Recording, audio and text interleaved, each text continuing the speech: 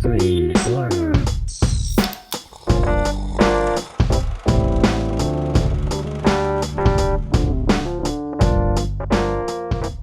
Hello and welcome to Screen Slurps, the movie review podcast where we discuss the good, the bad, and the savage in the world of cinema. I'm Adam Meisner. I'm Laura Herlocker. What the hell are you looking at? Sorry, the one poster that was above where I sit fell off the wall, and I was making sure these other ones are still secured to the wall. I don't want to They're get all about to fall on you. I don't want to get in my head get a concussion while we're recording. Sorry, I was very distracted there. You know, I still said my name. It was a nice poster too, and we got to get that back up there. It was a poster of Deacon Blues, the wave file of Deacon Blues by Steely Dan. I got that for you for your birthday, our anniversary. I think so. One of the those. three. Man. Everyone, go listen to Steely Dan and appreciate their music. They're a wonderful band. Anyways, this week we're going to be talking about the film The Gray Man. The Gray Man, available on Netflix right now, I do believe, and it was also in theaters, but The Gray Man released this year, not too long ago. I believe it was just early in July that The Gray Man... July 22nd. That's correct. Yeah, not even early like 2 then. weeks ago. So very recent. Pretty late July, actually. But yeah, The Gray Man. Laura, tell me a little bit about The Gray Man. Ryan Gosling's our main man in The Gray Man, and you know what do you have to say after watching that movie? We're going right into it. Just we're not doing our morning bits? If you had to tell me one sentence just to enlighten me very early on in this episode, just give me one sentence. Knock off James Bond. Ooh, that's brutal. I don't like this movie. I'm saying it up front. I'm going to be sassy this episode. That's brutal. Well... Spy versus spy. I'll go with that one, maybe. That puts a pretty nice image in my mind, but, you know... That's how we're going to start this off. That's the beginning of what we're going to say about The Gray Man, but we're really going to dig deep into the details of The Gray Man this episode. But before we do that, we're going to tell you a little bit about some of the other things we've been doing this past week, some of our side slurps. That's right, our side slurps, things that we've done other than watching our film of the week, other TV shows. Maybe we watched other movies. Maybe we've done things that don't even relate to movies. Maybe I went skydiving. Maybe I dove deep. I almost started singing that Tim McGraw song. I went sky. I'm gonna stop myself right there. So, Laura, what have you been doing this past week? What have I been doing? That is the question. I did finish Ted Lasso, finally. It was so good. I'm so happy. And Adam is probably annoyed with me because now I've decided that I'm going to follow the Premier League. The season just started yesterday from when we're recording. So I picked a team. We're rooting for Nottingham Forest. We got the game on in the other room. Adam's going to be annoyed with me all season, but I'm here for it. I'm now going to be a football fan. So I got that going. Adam and I also finished the original trilogy for Lord of the Rings. So we watched through all of those. Adam, what are your feelings watching it the second time around? Honestly, I gotta say, I don't even remember watching it the first time around. And so watching it now, the extended version, really... It really awoken, I think things clicked for you this time. That's a better way to say it than what I was going to say. I couldn't even find the right verbiage to, put into words what I wanted to say. So, honestly, watching The Lord of the Rings, the extended version this time, really made me much more aware of what the story was about, and I really started to understand why everyone became such great fans of what The Lord of the Rings really was. I can't really understand or fathom how someone could watch the versions that are not the extended version and become a fan of it, because I think you're really missing a lot of pieces to the puzzle watching a version of Lord of the Rings that would be only an hour and a half or 2 hours versus the 4-hour versions. Yeah, I was going to say, growing up, anytime you would catch it playing on TV, it obviously would be the short version, right? The theatrical version. And I would put it on because you have to watch it if it's on, right? And stuff would be going and I'd be like, wait a minute. they didn't even show this scene, or like they didn't explain this. What is this? And so I agree. I don't know how anyone can watch not the extended edition. Those extended editions are every one of those scenes, every single scene in that film, I think, is explaining key elements to what is going on in the story of the film, and explaining key elements of what every race or species is in the, I'll call it the token universe, so to speak. Yeah, because he created all of these very different characters from one another, and just turning the movie on as they're all introduced. At first, I believe everyone's thinking, what the hell is each and every one of these things? It's a lot. And it's a very big world that he created. A lot of world building. I turned to Laura a few times as we're watching it, and I'm like, could you remind me what their names are? Because each and every one of them has such a similar name. We got Bippity Boppity Boo and Boromir and Faramir. Yeah. Those are the ones. But also there's Sauron and Saruman and Aragorn and Arwen. Like, there are some similar names that were tripping you up, but that's okay. I think, though, maybe we will watch the Hobbit trilogy. I'm not the biggest fan of the Hobbit trilogy, but maybe we'll watch that, Adam, before the TV show, just so you have a broader than view of the world. Yeah, maybe for you, just give it another try and see what it's like. I think the large consensus, though, from lots of people is that The Hobbit's not that great. Not just me. That's how a lot of people feel about Star Wars too, though, where it's like you've got the original trilogy that is like the foundation, and then you've got the newer films. Episode 2, isn't that the one that everyone hates? Yes, episode 1, 2, and 3, and then episode 2 is just garbage. Yeah. But not everyone feels that way. It's like Spider-Man 2. Not everyone feels that way, but most people feel that way. Anyway, that's our little Lord of the Rings tangent. Other things I've been doing, I have started playing Shadow of the Tomb Raider on PlayStation. I played the first one and I beat that, and I had started Shadow a while ago, but it'd been such a long time I had to restart it. It's okay. It's an okay game. I mean, if you wanted something like that, I'd say Uncharted is better, but for what it is, it's good. And I did also start reading Sandman, Neil Gaiman's Sandman. They have like a lot of the chapters available for free on Kindle Unlimited, which I was very happy to find. So I did start reading those just because the new Netflix series came out yesterday, actually. And I wanted to read a little bit before we started the series. So I definitely think this next week we will start the series, and we'll see how that goes. Maybe we'll talk about that next week. And that's it for my side slurps. That's all you got? I mean, lots of work. I mean, I do the normal things, right? I go to yoga. I love my yoga class. I cook.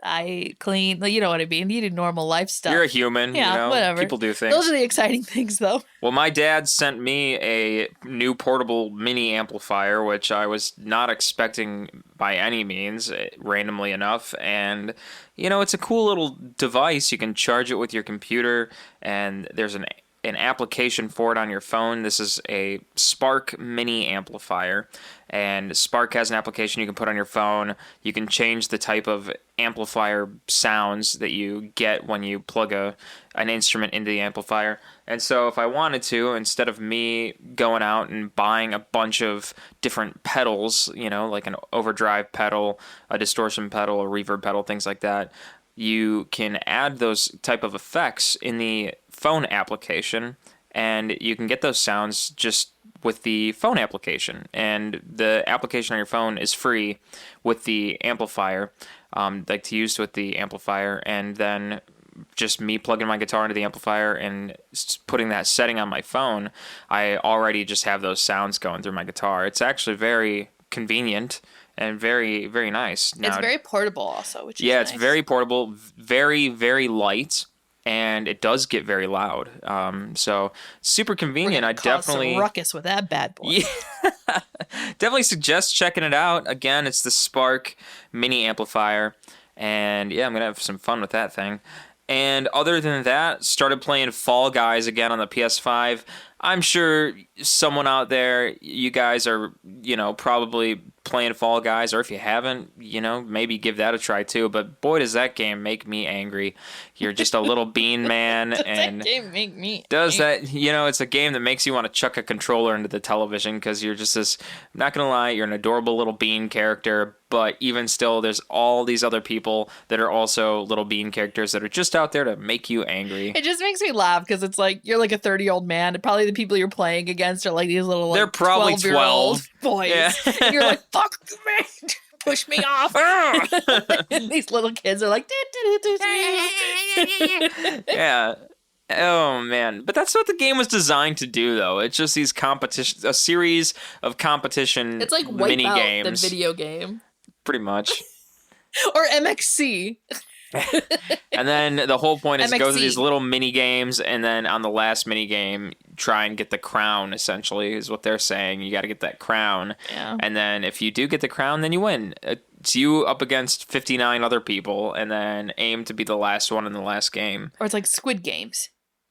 I guess That's what I said the other day, and I was like, yeah. It gets so aggravating though. But and then other than that, Laura, you and I just tried Multiverses. That game's out in beta right now. And that game is something else too. And I can't believe they put LeBron James in that game. I didn't even see him though. Did we have to unlock him? We might have I to. was like, I didn't see him when we were playing. Who did I even play as? I played as Garnett Yeah. from Steven Universe. And Arya Stark. Oh yeah, Arya Stark. She had a good backstab move. Backstab. That's what I kept saying on the screen. Backstab. Yeah. So those are a couple things that I've been up to recently.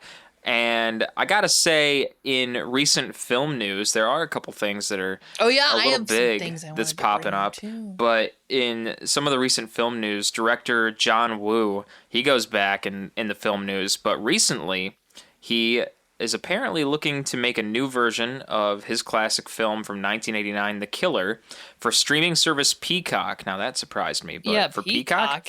And he has hired, excuse me if I mispronounce your last name, sir, but Omar Sy to star in The Killer.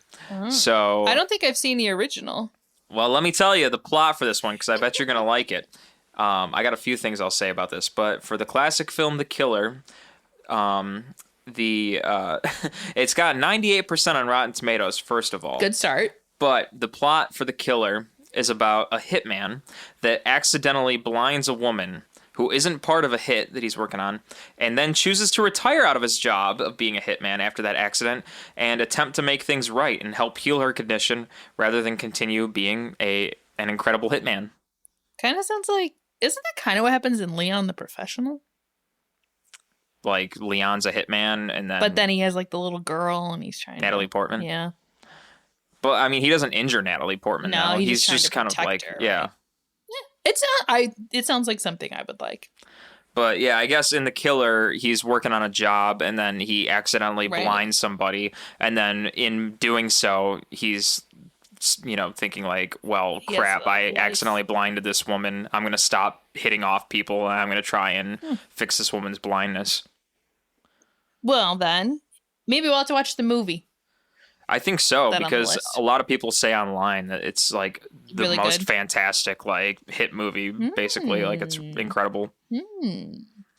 I have some upcoming news also that I was going to talk about. Firstly, Adam and I saw the trailer for this when we went to go see Black Phone. There's a movie coming out called The Invitation, and it's like a gothic horror. And it really, to me, it feels like a mix between like a scary version of The Haunted Mansion with vampires. It looks so good. I'm very excited about it. Gothic horror is my life. As we talked about last week, as spooky bitch. I'm a spooky spooky season's begun. It sounds like the perfect spooky Maybe movie. you just need to live inside of a Hot Topic, you know? No. I want like spooky Hobbit hole. Well, you're saying gothic horror, so I wouldn't. Hot Topic is just gothic. it's not horrific enough for you. Gothic horror means like gothic era, like old medieval France. You know what I mean? It's like it's not goth, emo goth. I'm sorry. We'll take you to France then. Yeah, and- I mean, okay. I'll take you up on that offer. along the lines of vampires, I've also just realized that they're doing a reboot of Vampire Academy. Okay, let me talk about this for a second. Vampire Academy was my obsession. Like, it was probably around the time of Twilight, maybe, so around there. But it's a book series, young adult series, obviously about vampires, and it's just, and they're like they're protectors. It was such a good series. That series, like, I don't know, I was obsessed with it. And they made a movie a while ago now, and the movie sucked, and I was really upset about it. But they're doing a TV series this time around, and I am very much looking forward to it. Vampire Academy. Vampire Academy. Is this a college for vampires? I mean, it's like a private school for vampires, and they're, what are they called? Dampiers? Something. They're like Vampirs. They're protectors. I'll explain it to you off episode, Adam. And then one last one, and then I'm done. There is a movie coming out. It's called See How They Run. It looks very much like And Then There Were None, and it's like on a movie set, and people just start mysteriously dying. It's kind of like Clue also a little bit. But listen to this cast list, Adam. It has Sam Rockwell, Saoirse Ronan, Adrian Brody, and David Oyelowo. Like, the cast looks so good, and I think it's going to be a great movie, and I think we should record that one or review that one as well. I mean, it sounds good, and I just want to say that the Vampire Academy that you were talking about sounds like something that Gerard Way would have invented. So, from My Chemical Romance. I know who Gerard Way is. Some people don't. I mean, he did Umbrella Academy. I know, that's what makes me think that. But that's not vampires. No, they're people with powers. It's pretty close, though. They're people with powers. I would say, though, aesthetically, Umbrella Academy is very different from Vampire Academy. Hey, say what you want, but I mean, in terms of like the thought process, in terms of creation, I feel like Umbrella Academy, it's not really an academy. It's like a family of siblings, homeschooled. It's all subjective. That's it. I have a few other things I wrote down, but I probably have talked too much. I'll bring them up next week. So this week, we're talking all about the Gray Man. That's right. Not the Blue Man, not the Purple Man, not the Green Man. We might go see the Blue Man group this weekend. If that happens, then I'll be sure to talk all about that. But that's something in a totally different realm. It's all about the Gray Man. So, the Gray Man came out July 22nd, 2022, directed by Anthony and Joe Russo. You might know them from Guardians of the Galaxy or Avengers Endgame. All the Avengers, pretty much. We'll just start calling them the Marvel Brothers. I mean, they kind of are. Maybe that's why I didn't like this movie. Screenplay by Joe Russo, Christopher Marcus, and Stephen McFeely. Who also wrote a lot of the MCU movies with the Russo brothers. So it's a group of guys that have worked together for a while. This movie was based on The Gray Man by Mark Greaney. That is a novel by Mark Greaney, The Gray Man. And it's also a series at this point, so there's many books that are a part of the Gray Man series. Produced by the Russo brothers, Joe Roth, Jeff Kirschenbaum, Mike LaRocca, and Chris Castaldi. And the film stars Ryan Gosling, Chris Evans, Anna de Armas, Jessica Henwick, Regé-Jean Page? Is that who you're getting stuck on? Yes, thank you very much. Simon from Bridgerton. And then also we've got Danish, Wagner Mora, Julia Butters, Billy Bob Thornton, and Alfred Woodard. We're trying, people. I don't know. I only wrote down like the main people. I don't have this Woodard person on my list. They're all listed online, so they're all part of the film. I just put the main people, but yeah. What you said sounded right. They're all main people in my mind. In my heart, everyone's a star. Everyone's main to me. So, going off of that, I just want to give a brief plot of this film, just so you're all aware. And let me tell you, the plot that I found online, this is pretty, this is layman's terms. There's a lot of plot to explain. So yeah, as I said, this is pretty, layman's terms Just of a read plot. it, babe. But I'll give a better plot afterwards. When the CIA's top asset, his identity known to no one, uncovers agency secrets, he triggers a global hunt by assassins set loose by his ex-colleague. I mean, that's essentially the movie. Yeah. There's Yeah. not a lot of plot, people. It's literally Ryan Gosling on the run because he realized people within the CIA are corrupt. And it's just multiple scenes of them trying to kill him. And failing. Yeah. Um, That's the whole movie in a nutshell. And this now I warned earlier and I'm going to warn again.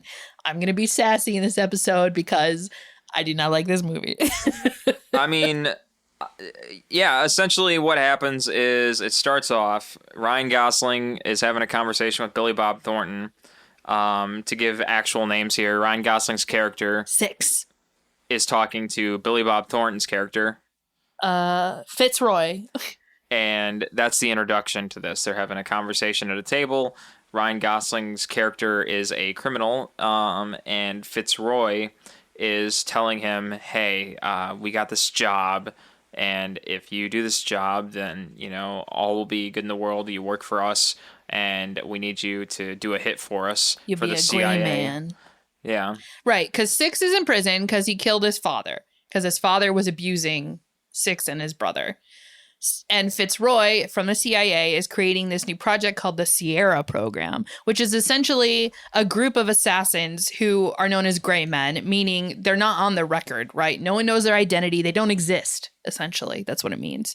So Fitzroy's asking 6, he's like, yes, you killed your father, but you did it you had reasons, right? Fitzroy's like, he was abusing you. You had reasons. So why don't you come to work for me? You won't be in prison anymore. And you'll be an assassin. And so 6 is like, all right, sure, I'll do that for you. I guess I'll do this hit for you and, you know, everything will be fine. And so as we exit out of that scene and we go into the next one, 6 is going to do this hit. Well, it's not the same hit that Fitzroy took him out of prison for. That prison scene was like 2 years or something, or 6 years before or something like that. Sure. He did lots of hits. And then Fitzroy retires. And Carmichael is like the new head of the CIA, like the group, right? And Carmichael is Regé from Bridgerton. And he puts out, there's a hit on this guy, and they send 6 in to do the job. So 6 is doing that hit for Carmichael. Mm-hmm. And that's when this movie really gains its steam, I'll say, into what it's really gonna be going into. So the first of many big action sequences. Yes. And so 6 goes through this hit on this guy. The first problem is that when 6 is about to take him out, there's a little kid that's in the way, and so 6 is like, I can't shoot this guy. There's a kid standing there.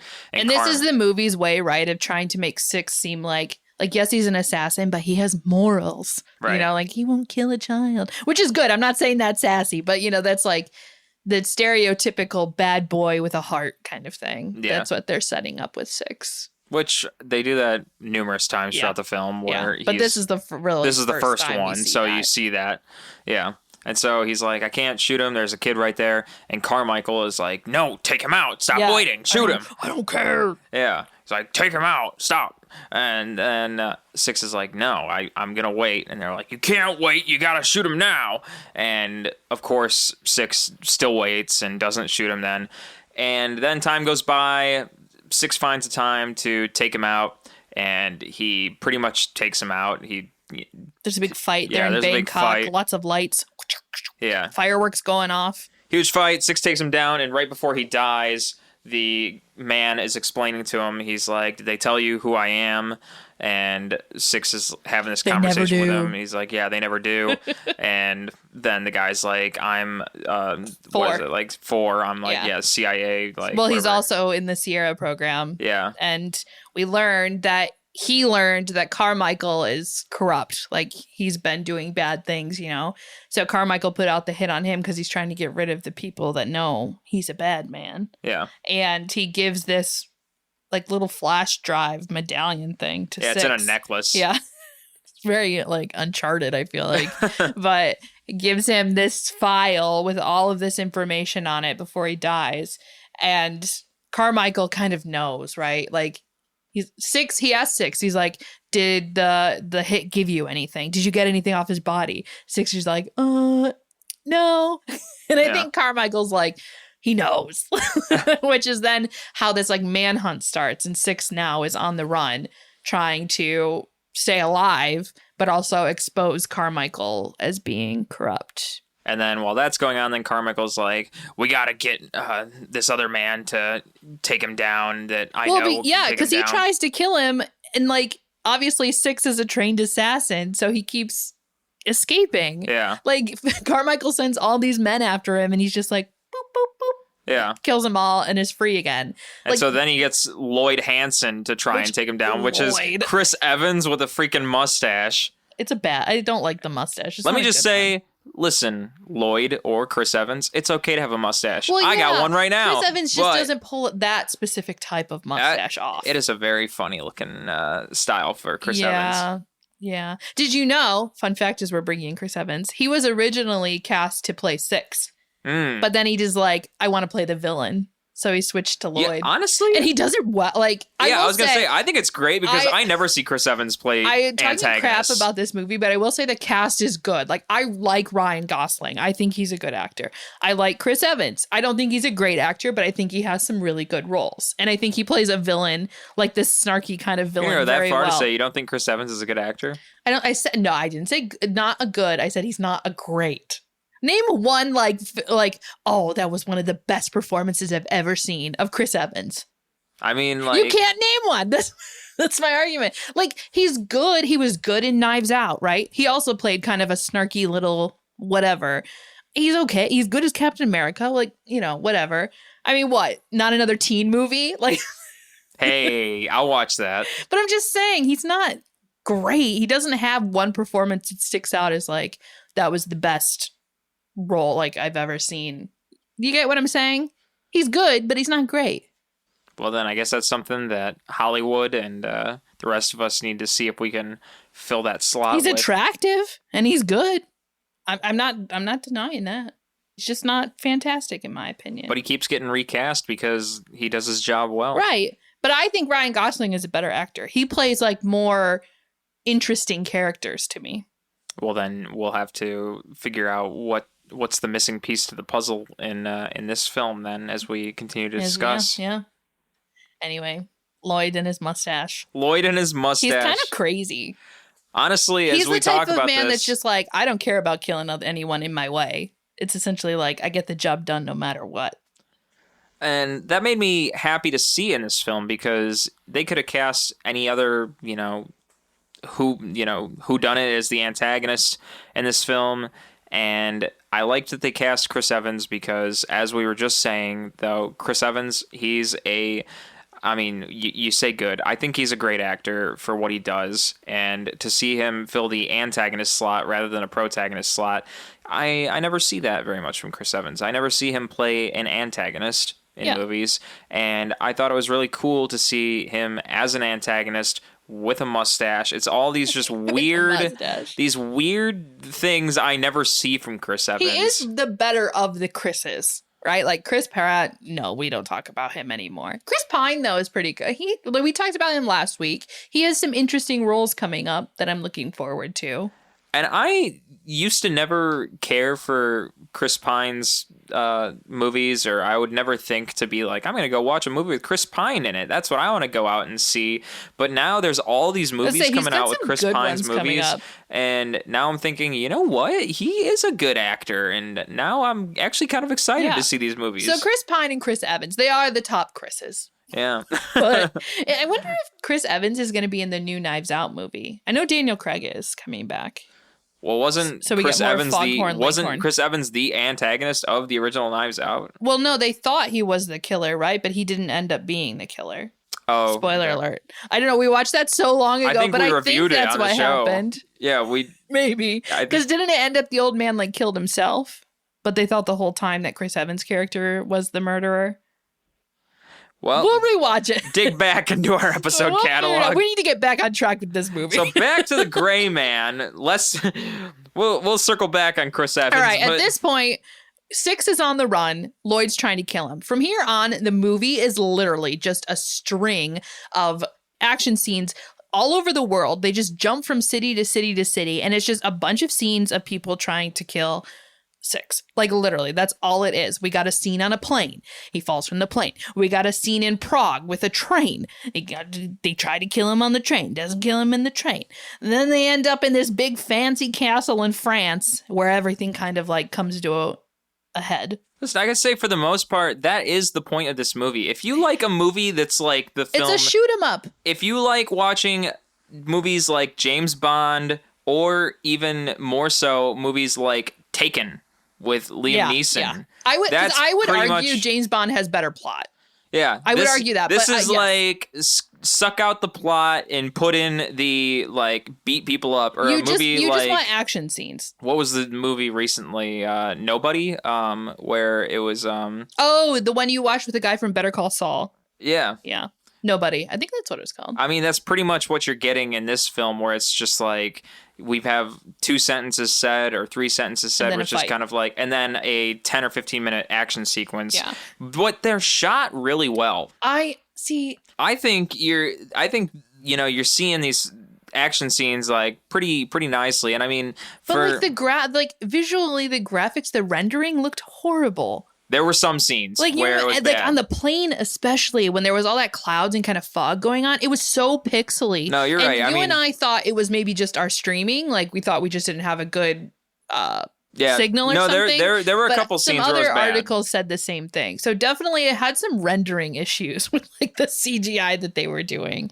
But but choreographing the scenes, yes, they're big, they're exciting. I will agree with that. They're good action scenes. Yeah. I mean, the one on the train was good, or like when he's like handcuffed to that bench and in the city square. Yeah, and I thought near the end when they were in the street and it was Ryan Gosling, or Six, I will say, when he was fighting everyone from the car. He had to jump from the car. Oh, when they were in Prague, yeah. That scene took 1 month to produce, and it cost $40 million. I thought it looked cool as hell. It was good. Yeah.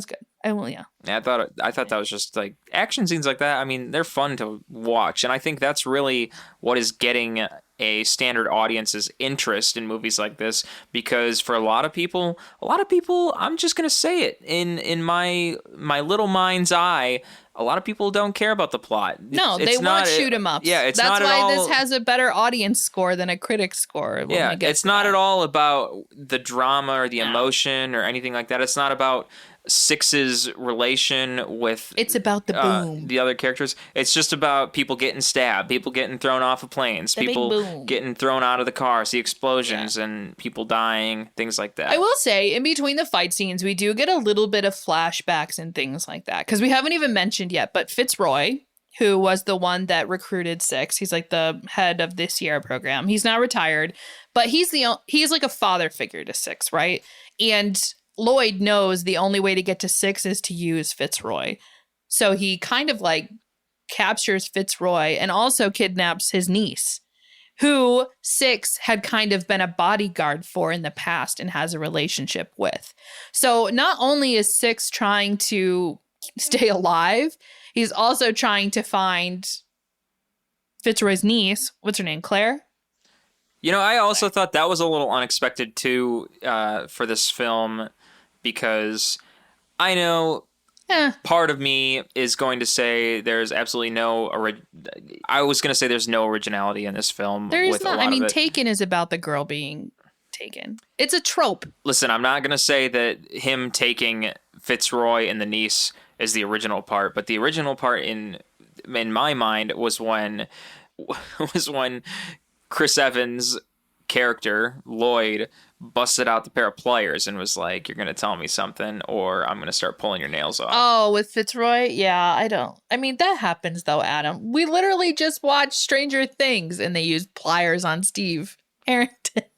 You know, that's like a mafia trope thing. I know they do things like that in movies, but it's like, I always expect someone to just pull out a gun and shoot people, and you know, that's always what happens. But you gotta add a little bit of creativity. Yeah, you gotta put a little flair in there. And watching the movie, I didn't know he was gonna bust out a pair of pliers. On top of that, the action scenes, the few lines of dialogue we do have, in my opinion, again, this is me really hating on this movie. To me, it felt like a lot of just like cheap one-liners. You know, like Six kept saying, "Oh, it's just another Thursday." Like, or the joke where she was like, why are you called Six? And he's like, "Oh, 007 was taken." Like, I don't know. It just seemed like a lot of really cheap, like, one-liney punches. Even Lloyd, the one line, he was like, an extra 10 million or whatever to the first guy that puts a bullet in that Ken doll's head, which Ryan Gosling just filmed Barbie. So he played Ken. You know what I mean? I just felt like it was a bunch of these little, like, cheeky lines that. Yeah, that's a little, that's just poor usage. I think of they were just line. so focused on the action that they didn't think about the plot and the dialogue. Yeah. I mean, you couldn't have used something other than Ken doll when you know Ryan Gosling's gonna be in Barbie. Well, they probably did it on purpose. They're like, "Oh, won't this be funny? He just played Ken. Let's put in a little line about him being Ken." Probably, honestly. I'm sure. But anyway, let's wrap up this movie. I can talk shit about it some more. The final scene, we end up in France at some castle where we have everyone's there, right? Lloyd's there, Fitzroy's there, Claire's there. Six gets in. Fitzroy is killed, you know, making a way for Claire and Six to escape. Yeah, he grenades himself. Yeah, and then we end up in a hedge maze. It's very Harry Potter Goblet of Fire. You know, in the last one, they're in the hedge maze when Arpats dies. But they're Did we even watch all the Harry Potter films? Yes, Adam. We just watched them like literally in the last year. Oh. Shows my memory on that Adam one. forgets things instantly because we also watched all the Lord of the Rings for the first time, literally probably in the last year also. And you're like, I don't remember the first time. I really don't. This is a sign we take in way too much content. It's how much stuff we watch. It's how much stuff exists. It's how much we discuss the content. But we get a nice little fight in the hedge maze in a fountain, and Six wins, obviously. Yeah. Claire's safe. Well, Six wins by first he's strangling Lloyd. Like, he's going to strangle Lloyd to death. You think it's going to be death like he killed his own dad, which I thought that would have been kind of cool. It's like, cool, kill him like you killed your dad. We got a nice, some symmetry here, and it's a good mashup. And then the villain actually shows up, the main villain, which is not even Carmichael. It's the freaking woman that you think has actually got a little bit of heart to her, but she has no heart, and she shoots Lloyd. And then she's almost gonna shoot Six too. Then she does shoot Six. Yeah, she shoots him in the leg. Yeah. To like keep him down. I thought she wasn't actually gonna shoot Six too. I thought she just shot Lloyd. Well, the reason she did though is because she's also corrupt. Right. Like the file that they have not only exposes Carmichael as being bad, but also her. Like she was involved. So she's like, you know what? Six, you're gonna stay quiet. Like we're gonna keep Claire. You're gonna stay quiet. You're gonna not expose me. And that's why she shot him, I think, as a threat. Yeah. But it definitely sets it up for a sequel. It does. Which I was reading, it's already greenlit. A sequel is already greenlit, as is a spinoff. Well, I don't know who's going to spin off maybe another number in the Gray Men. Maybe it's number 5. I mean, maybe they can enhance the film a little bit in the sequel. I mean, maybe they can make it a little bit better. Films do that, a lot of people do see in the first film, it's kind of like, all right, it's all a setup, it's okay, and then in the sequel you see like it's gotten better, as you and I were saying with the Star Wars series. I think if it was made for something other than Netflix, it might have been better. I think that's the problem. Netflix is losing subscribers. They're losing money. They just decided they're going to stop producing like a bunch of animated things or something like that. That's what they said. And we just need to make a bunch of blow up movies to make money. They're just trying to it's a money grab. That's all it is. So they're making these shoot 'em up movies. So people are like, oh, go watch it and get money. And which in my opinion is wrong. I feel like they need to spend more time making movies like Power of the Dog or The Sea Beast. These more, I don't know, intellectual movies. Right. And don't get me wrong, I like some shoot 'em up movies. Like Die Hard is one of my favorite movies. I like them when they're good. Like, I don't know, most of the shoot 'em ups I don't like, and I didn't like this one. It had no substance. Yeah, and I wish it had a little more originality to it. Yeah. It was cliche. Like I said earlier, it felt like Netflix's knockoff Bond or Taken, like you said. It's just, Yeah, it's really it was just nothing kinda- new. It's a bunch of cliches, which is sad because it's such a good cast. Mhm. You know what I mean? Like, how can something with such a good cast be so boring? That's my opinion. It's just like, I don't know. Right. And I have actually some really good quotes, like once we get to the reviews from other people too, that I'll bring up. But I mean, the thing really for me is that it's just like we were saying, it's a scene, it goes from one scene where it's the character Carmichael and the other female character who are running the CIA, the corrupt CIA, and they're like, man, we got to take out 6. Send in all these men after him. And then they do so. And then In there's one city. a huge action scene. They fail. A bunch of people die. And then we cut back to the CIA, and they're like, did that work? No, they're all dead. Well, crap. Okay. send in some more.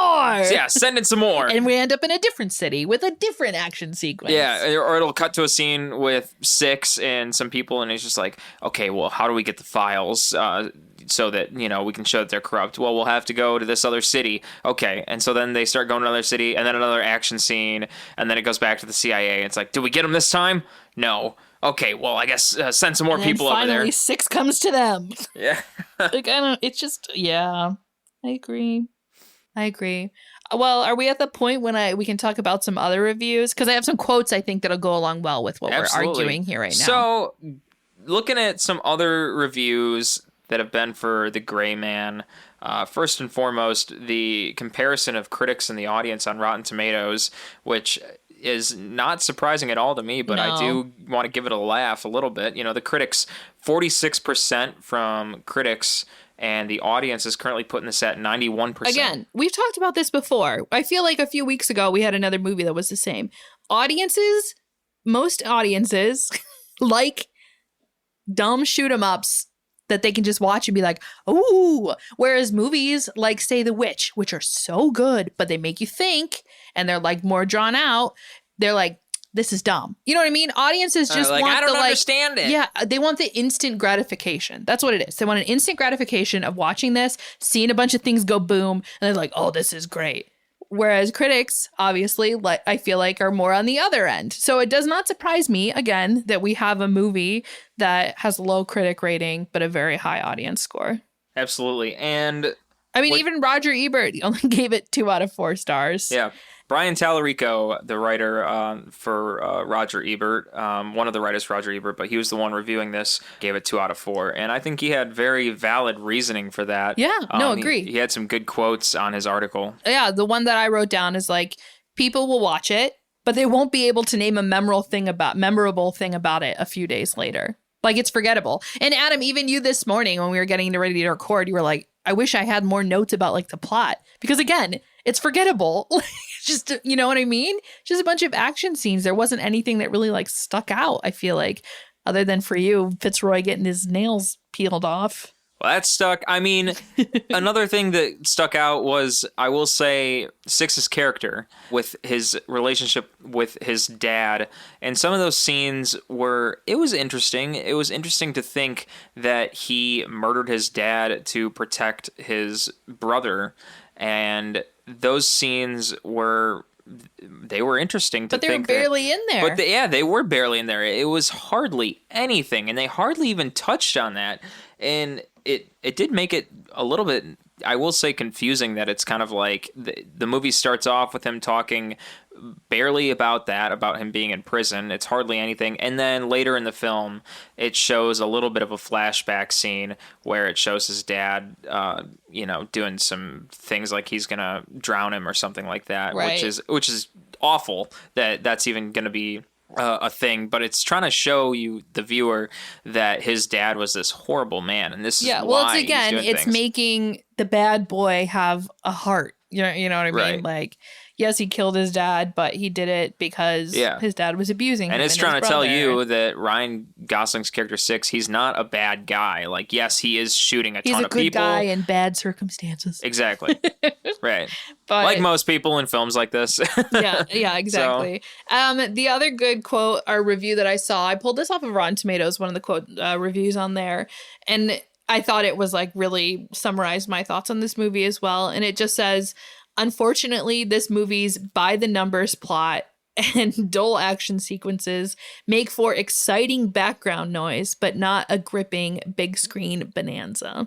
You know, I'll also say, too, another thing that I enjoyed in this movie was near the end of the movie. When it ended. Not the end. Don't get confused with that statement.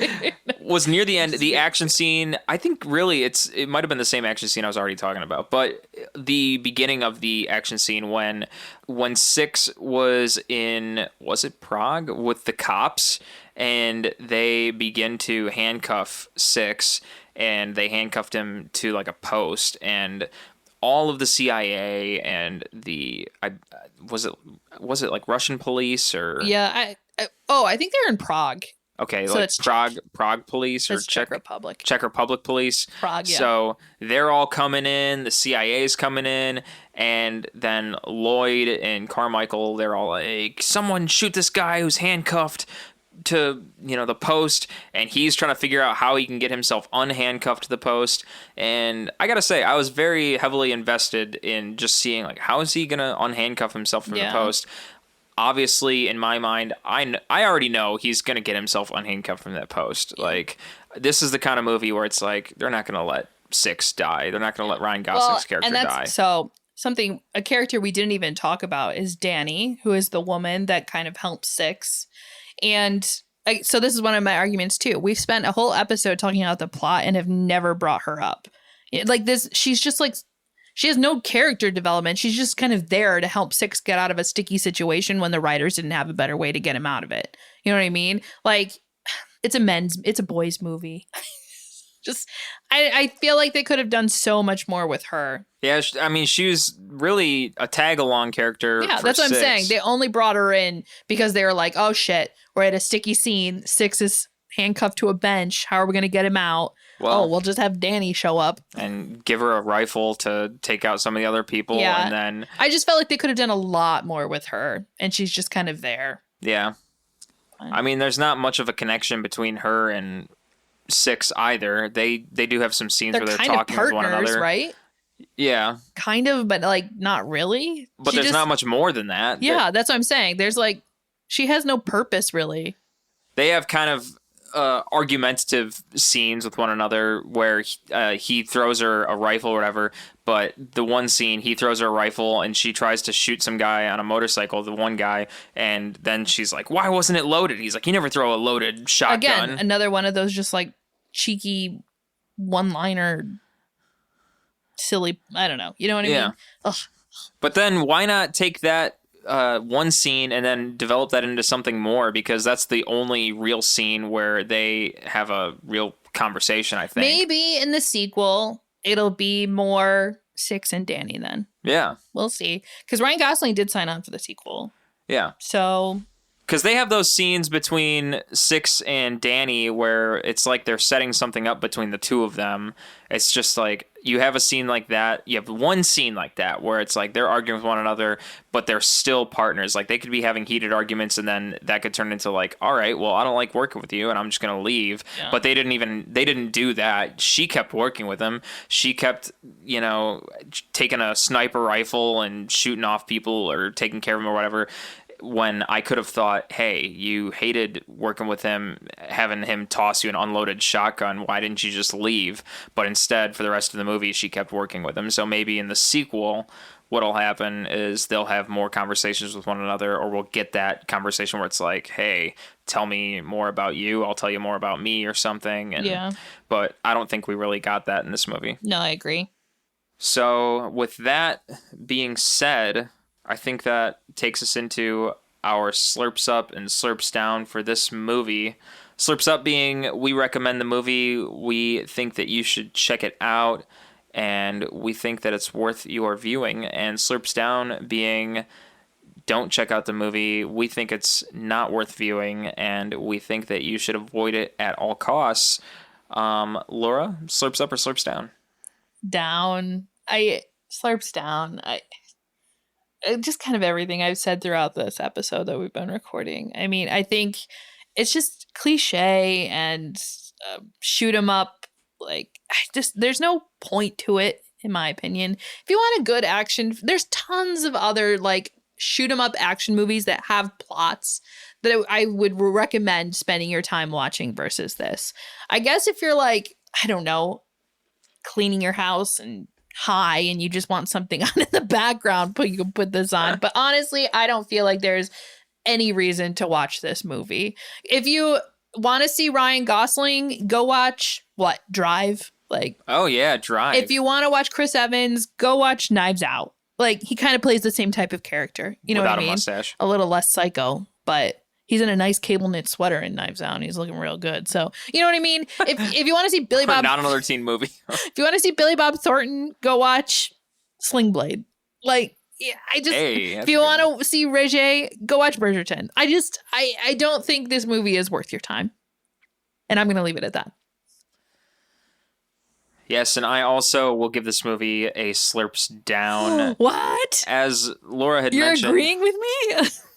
You're going to fight me on that? No, I'm just happy. I feel like whenever I give a down, you're like, oh, no, I'm still going to give it an up. Honestly, I think that if you wanted to watch this movie, I don't think you'd be doing yourself a disservice. Yeah. And I think that there are some technical qualities to this movie that, I thought were visually pleasing to the eye. I thought that in the action scenes and things like that, it looked pretty cool in some points, but as Laura and I were also saying, there are some spots in some of the scenes where it does get kind of grainy, and the visual effects, it's like, why is this looking distorted? What was going on with the computer graphics or whatever they were doing in editing where it got really distorted? And I thought it, like she said, I thought it was our streaming service since we were watching it on Netflix, but I guess through some other people were saying online, it was literally just the quality of the movie. So that's what we found in our research. If you actually go out and watch this movie and everything looks fine and dandy, then great for you. I'm glad that worked out. I'm glad that all worked out. But honestly, I think you could find much better action films out there other than The Gray Man. And just to reiterate, some of the action scenes they're fun. It's fun to watch Ryan Gosling beat people up, shoot people down. But I don't think it warrants this film enough because of the lack of real depth to the plot. And there's just not enough substance in this plot for me to say that I think this movie is really worth my time. I think I could get so much more out of many other films rather than The Gray Man. So I think I'm gonna My leave dad it at that liked one. it though. Yeah, Laura's dad liked it. My dad liked it, so I guess if it's your thing, you might enjoy it. And with that being said, that wraps it up for this episode of Screen Slurps. Be sure to follow us on social media at Screen Slurps on Instagram, Twitter, Facebook, and TikTok. And be sure to listen to us on Spotify, Ghana, or any other podcast streaming service out there. And if you enjoy what you hear, slide on over to Apple Podcasts and give us a 5-star rating. It will help us a lot. And if there's any crazy movies that you want to hear about, let us know. Leave a comment on one of our social media pages, and trust me when I say we will be sure to talk about it. So, closing out, I'm Adam Meisner. And I'm Laura Herlocker. Slurps up, and we will catch you later. Later.